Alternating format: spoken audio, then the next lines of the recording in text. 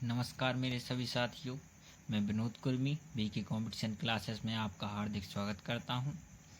मैंने यह तय किया है कि दृष्टि आईएएस के जो हिंदी के प्रसिद्ध अध्यापक श्री मणिकांत सर जी हैं, उनके मार्गदर्शन में उनके द्वारा जो क्लास नोट्स स्टडी जो मटेरियल मुझे प्राप्त हुआ है उसको मैं आपको एक एक करके प्रोवाइड करवाऊं। तो आज मैं आपको 18वीं सदी का पूर्वार्ध से स्टार्ट करूंगा। फिर ये देखिए, ये पूरी क्लासेस हैं जो पेन ड्राइव कोर्स में मुझे उपलब्ध हुई थी, जो मैंने क्लास की है। तो मैं आपको एक एक करके इन सभी क्लासेस को प्रोवाइड करवा दूंगा। पूरे नोट्स आपको मिल जाएंगे दृष्टि आईएएस के इस चैनल पर, जिसमें आपको 18वीं सदी के इतिहास से लेकर भारत का विभाजन, स्वतंत्रता प्राप्ति और स्वतंत्रता प्राप्ति के पश्चात की संपूर्ण जानकारी प्राप्त होगी। तो एक एक पार्ट करके यह पूरी वीडियो अपलोड हो जाएगी। तो आज स्टार्ट करेंगे 18वीं सदी का पूर्वार्ध और 18वीं सदी का उत्तरार्ध, class 3rd and class 4th। देखते हैं, यहाँ से स्टार्टिंग है। यहाँ से देखिए, 18वीं सदी का पूर्वार्ध, आधुनिक इतिहास खंड 1। तो उपखंड में बांटा गया 18वीं सदी को, एक तो पूर्वार्ध और एक उत्तरार्ध। तो सबसे पहले हम पूर्वार्ध देखते हैं। तो पूर्वार्ध में देखते हैं कि मुगल साम्राज्य का पतन हो गया था। तो पतन के क्या कारण थे? तो पतन के कारण थे, एक तो कमज़ोर उत्तराधिकारी थे, मतलब जो मुगल साम्राज्य के औरंगजेब के बाद जो भी उत्तराधिकारी हुए 1707 के बाद, वो अयोग्य थे। वे इतने बड़े साम्राज्य को संभालने में सक्षम नहीं थे, जिस कारण मुगल साम्राज्य के पतन होने में मुख्य भूमिका रही। साथ में उन्हीं जो एक शासन था, प्रशासन था, उसके बीच में ही कमजोरी आ गई थी, यानी कि संस्थागत कमजोरी आई। और साथ में ही आपने देखा बाह्य आक्रमण, उसी समय पर बाह्य आक्रमण होने लगे थे, जैसे अहमद शाह अब्दाली ने आक्रमण किया था। तो ये 3 मुख्य कारण हैं जिसने मुगल साम्राज्य का पतन किया। हमारे भारत देश में उत्तर पश्चिम सीमा प्रांत पर 3 वैज्ञानिक सुरक्षा बनती है, एक काबुल गजनी कंधार, एक सिंधु नदी और एक लाहौर मुल्तान और दीपालपुर। ये 3 सुरक्षा पंथी हैं जिसने भारत देश को सुरक्षा प्राप्त की थी। और जहाँ जब भी ये सुरक्षा पंथी टूटती थी, उस समय भारत देश पर खतरा मंडराने लगता था। अब मुगल साम्राज्य का विघटन हो गया, तो उसके बाद कैसा परिदृश्य बना? तो मुगल साम्राज्य के विघटन के बाद कुछ उत्तराधिकारी राज्य आए, कुछ राज्यों ने विद्रोह कर दिया और कुछ राज्य ऐसे थे जो मुगल साम्राज्य की परिधि से बाहर थे। तो उत्तराधिकारी राज्य में थे बंगाल, अवध और हैदराबाद। बंगाल में मुर्शीद कुली खां था, जहाँ तक है। हैदराबाद में चिनकलेश खां था। और यहाँ पर विद्रोही राज्य में मराठे, सिख, जाट, रोहिला आए। परिधि से बाहर के राज्य में मैसूर, कालीकट और त्रावणकोर आए। तो भारत से डचों को पराजित करने का श्रेय मार्तंड वर्मा को दिया जाता है। ये त्रावणकोर राज्य से संबंधित थी। अब ये 18वीं सदी का पूर्वार्ध था। अब इसका मूल्यांकन किया गया है। तो 18वीं सदी का पूर्वार्ध का मूल्यांकन, तो साम्राज्यवादी दृष्टिकोण, मतलब कि जो ब्रिटिश शासन था, वह इसको अंधकार का युग कह रहा था। इसके पीछे ब्रिटिश का स्वार्थ निहित था, क्योंकि वह 18वीं सदी के पूर्वार्ध को अंधकार का युग बताकर 18वीं सदी के उत्तरार्ध में ब्रिटिश कंपनी की स्थापना हुई, उसको प्रकाश में लाना चाहता था। इसलिए उसने इसको अंधकार का युग कहा।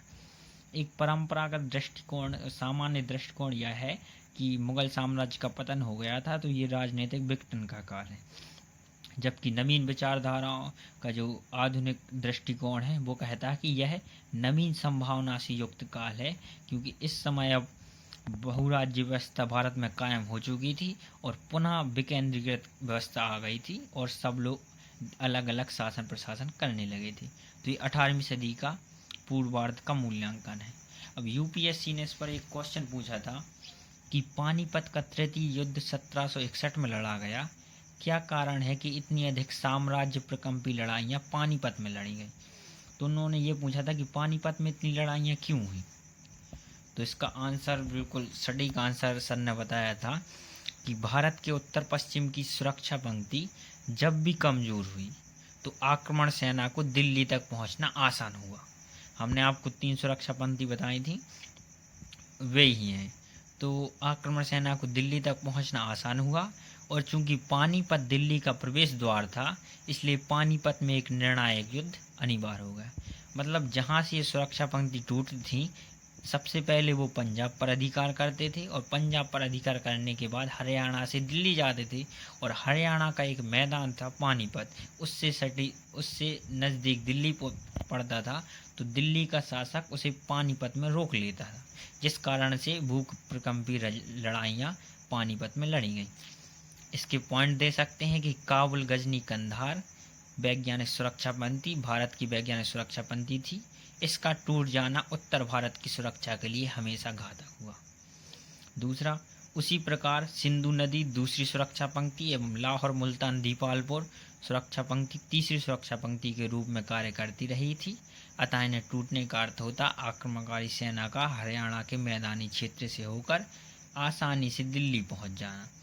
पानीपत के, अब देखो यहाँ पर पानीपत का तीसरी युद्ध 1761 में लड़ाया गया, ये क्वेश्चन था, तो मैंने पानीपत के तृतीय युद्ध के बारे में बता दिया कि पानीपत के तीसरे युद्ध के समय भी ऐसा ही हुआ था। अफगानों का पंजाब पर नियंत्रण हो गया था, अतः वे दिल्ली की ओर बढ़ चुके थे। पानीपत के युद्ध को उपयुक्त संदर्भ में समझा जा सकता है। यह मैंने नहीं, सर ही ने लिखवाया था, तो ये उन्हीं की भाषा है। इसके आगे बढ़ते हैं। ये एक और क्वेश्चन आता है कि सुस्पष्ट कीजिए कि 18वीं सदी का भारत विखंडित राजतंत्र की छाया से ग्रसित था। तो यहाँ पर ये वाला साम्राज्यवादी दृष्टिकोण है, अंधकार का युग, इसको शामिल करके लिखना है। तो इसका मॉडल आंसर सरी ने बताया था कि मुगल साम्राज्य भारत के कुछ गिने चुने विशाल साम्राज्यों में से एक रहा था। इसने एक बड़े क्षेत्र पर अपना नियंत्रण बनाए रखा था तथा बाह्य आक्रमण में आंतरिक विद्रोह से साम्राज्य की रक्षा की थी। किंतु 18वीं सदी के पूर्वार्ध में इसका विघटन हो गया और भारत में बहुराज्य व्यवस्था कायम हो गई। हम आपको एक बात बताना चाहते हैं कि भारत की जो व्यवस्था है बहुराज्य व्यवस्था है, यानी कि भारत पर लगभग बहुराज्य मतलब बहुत से राज्यों ने शासन किया है, ना कि एक सम्राट ने। कुछ ही गिने चुने हुए हैं जिन्होंने शासन किया, जैसे मुगल साम्राज्य, मगध, मौर्य और कुषाण।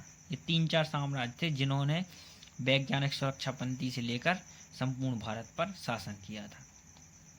तो भारत में बहुराज्य व्यवस्था कायम हुई, इसलिए ब्रिटिश ईस्ट इंडिया कंपनी को एक नया अवसर प्रदान कर दिया गया।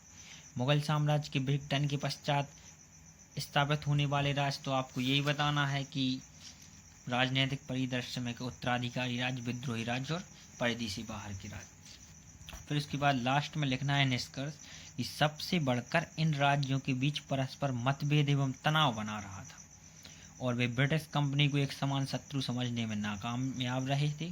ब्रिटिश कंपनी ने उनकी अनेकता का लाभ उठाते हुए एक के बाद दूसरे को अपनी साम्राज्यवादी नीति का शिकार बनाया। इस प्रकार हम देखते हैं कि 18वीं सदी के मध्य तक भारत विखंडित राजतंत्र की छाया से ग्रसित था। ये क्वेश्चन है। इसके बाद आगे बढ़ते हैं। तो ये 18वीं सदी का पूर्वार्ध कंप्लीट हुआ। अब हम 18वीं सदी के उत्तरार्ध पर आते हैं। तो अब 18वीं सदी का उत्तरार्ध देखते हैं। तो 16वीं से 18वीं सदी का जो है, तो उसमें पश्चिमी विश्व में होने वाली हलचलें और भारत की ओर यूरोपीय देशों का आकर्षण। क्योंकि आपको मालूम हो कि 1453 में कुस्तुनतुनिया का पतन हो गया था। तो कुस्तुनतुनिया एक ऐसा मार्ग था जो यूरोप को एशिया से जोड़ता था। अब इसका पतन हो गया तो नए मार्गों की खोज होने लगी। तो अब यूरोपीय कंपनी को आगमन हुआ था। तो यह क्रम है कि सबसे पहले पुर्तगीज आए थे, फिर डच आए, फिर ब्रिटिश आए, उसके बाद फ्रांसीसी या फ्रेंच कंपनी आई। भारत देश से कुछ चीज़ें निर्यात होती थी और कुछ चीज़ें आयात। निर्यात में सूती वस्त्र, निर्यात मतलब कि बेचा जाता, मतलब भारत से यूरोपीय देशों को बेचा जाता था सूती वस्त्र, रेशमी वस्त्र, मसाले, शोरा, अफीम और नील। जबकि वहाँ से आयात होता था कीमती धातु और घोड़े। व्यापार की बात करें तो व्यापार यूरोपीय व्यापार और अंतर क्षेत्रीय व्यापार। तो यूरोपीय व्यापार या अंतर क्षेत्रीय व्यापार। तो यूरोपीय व्यापार ब्रिटिश कंपनी करती थी, ये कंपनी का व्यापार था। जबकि अंतर क्षेत्रीय व्यापार डच कंपनी करती थी। ये निजी व्यापारी की भूमिका थी। कंपनी दो प्रकार की थी भारत में, एक तो सरकारी कंपनी, एक जॉइंट स्टॉक कंपनी। सरकारी कंपनी वे होती थी जिन पर सरकार का प्रभुत्व होता था, मतलब कि यदि आपको कोई भी निर्णय लेना है तो आपको सरकार की अनुमति लेना आवश्यक हो जाता था। उसमें पुर्तगीज और फ्रेंच कंपनी आती थी।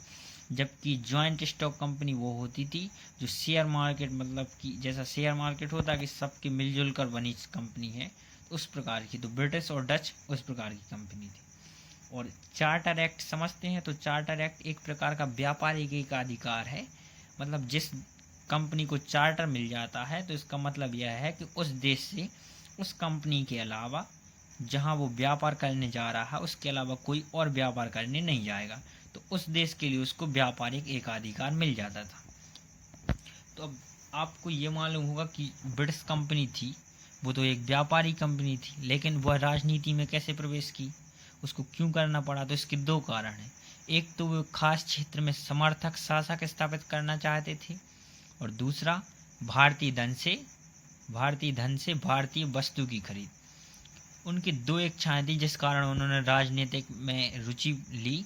वो एक था कि उन्हें कुछ काम करने के लिए शासक की अनुमति की आवश्यकता पड़ती थी, तो उन्होंने सोचा कि अगर शासक हमारा ही हो, एक तो ये बात, और वो ये क्या चाह रहे थे कि हम जो वस्तुएं भारत से विदेश ले जाएं, मतलब हम अपने देश में ले जाएं यूरोप में, तो उसके लिए हमें पैसा ना देना पड़े, तो भारतीय धन से ही भारतीय वस्तु की खरीद हो।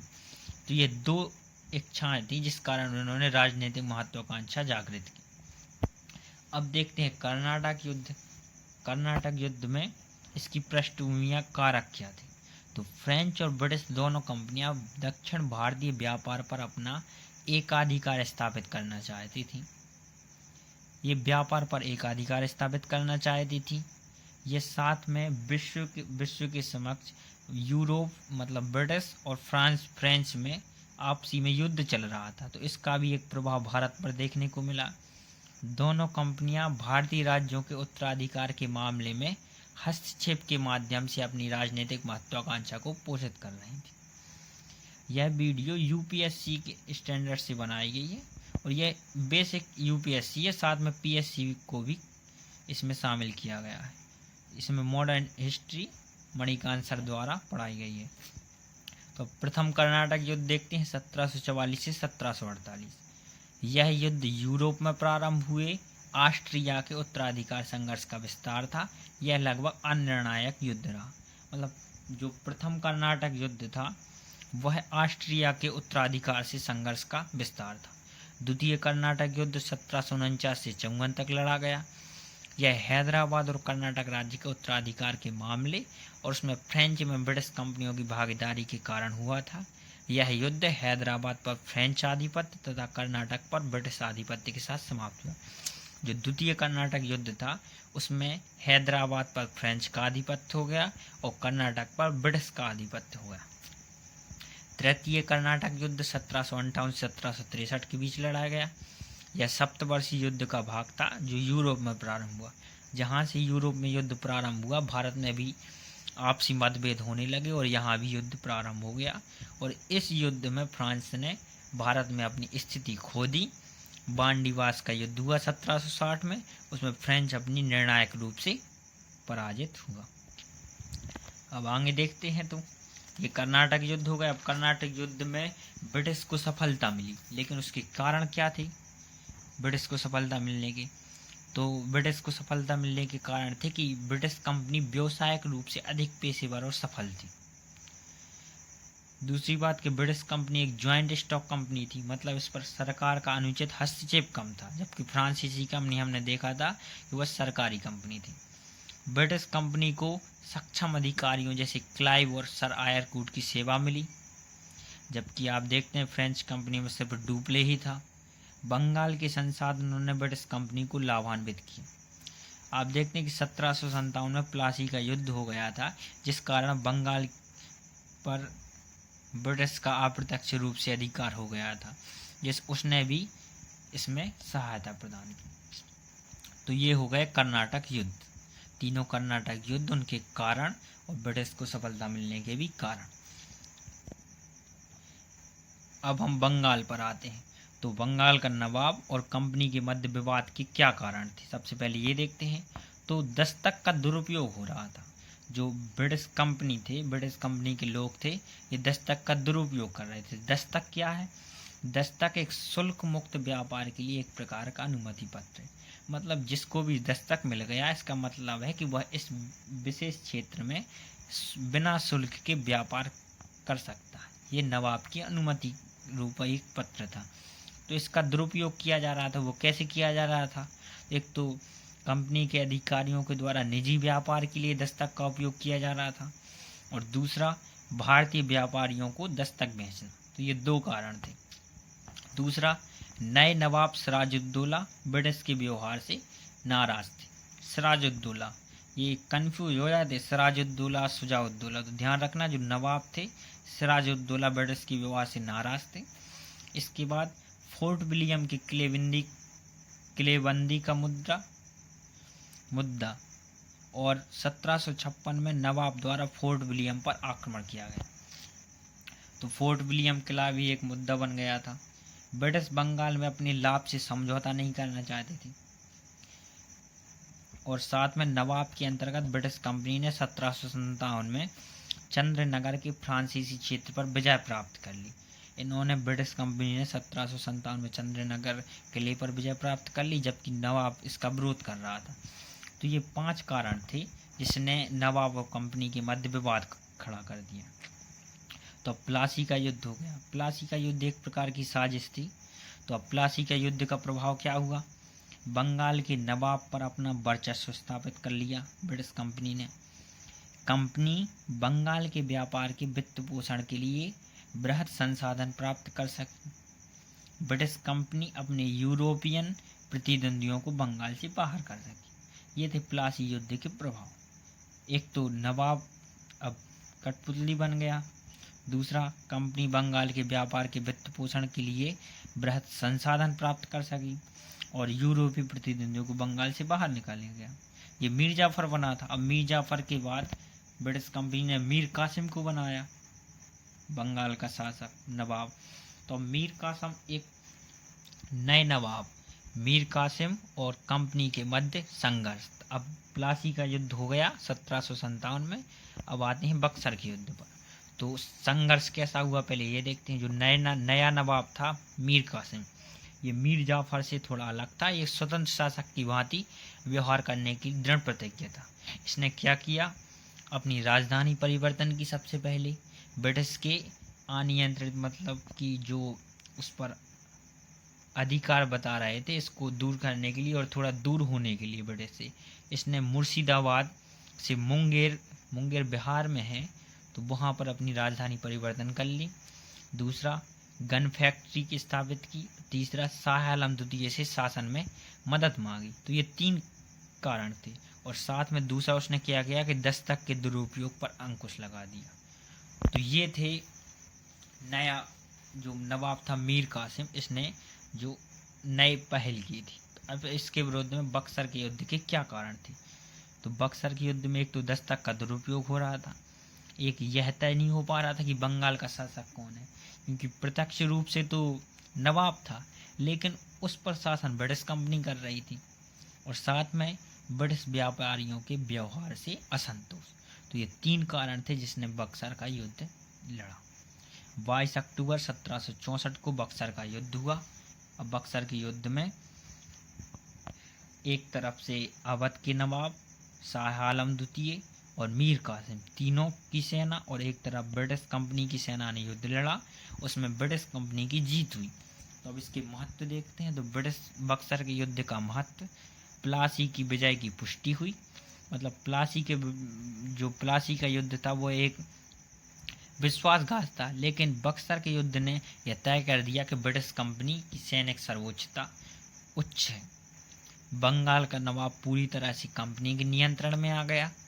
अवध एवं मुगल बादशाह पर भी कंपनी का नियंत्रण हो गया, और व्यापारिक कंपनी से राजनीतिक शक्ति की ओर बक्सर का युद्ध।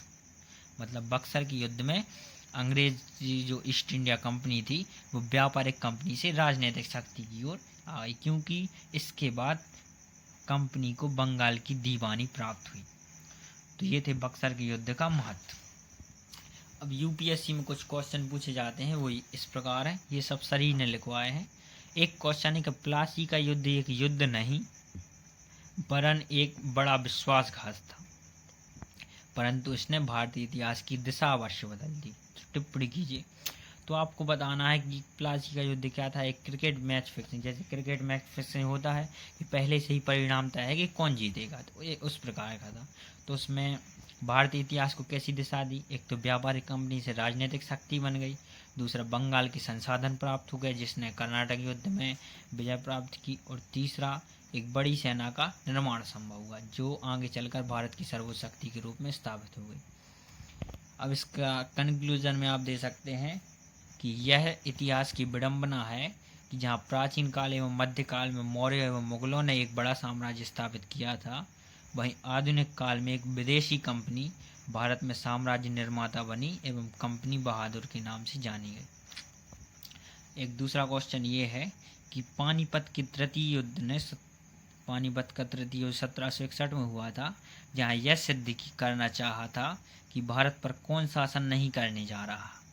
वहीं बक्सर के युद्ध ने यह पर्याप्त संकेत दे दिया कि भारत पर कौन शासन करने सकता है। तो पानीपत का तृतीय युद्ध हुआ था, उसमें अहमद शाह अब्दाली मराठा अफगानिस्तान की तरफ से था और मराठा शासक थे सदाशिवराव, ये मराठा साइड से थे। तो इन दोनों के बीच युद्ध हुआ था, उसमें अहमद शाह अब्दाली जीत गया था। इसने यह तय कर दिया था कि अब मराठा जो प्रबल दावेदार थे मुगल के बाद, वो अब शासन नहीं करने जा रहे हैं।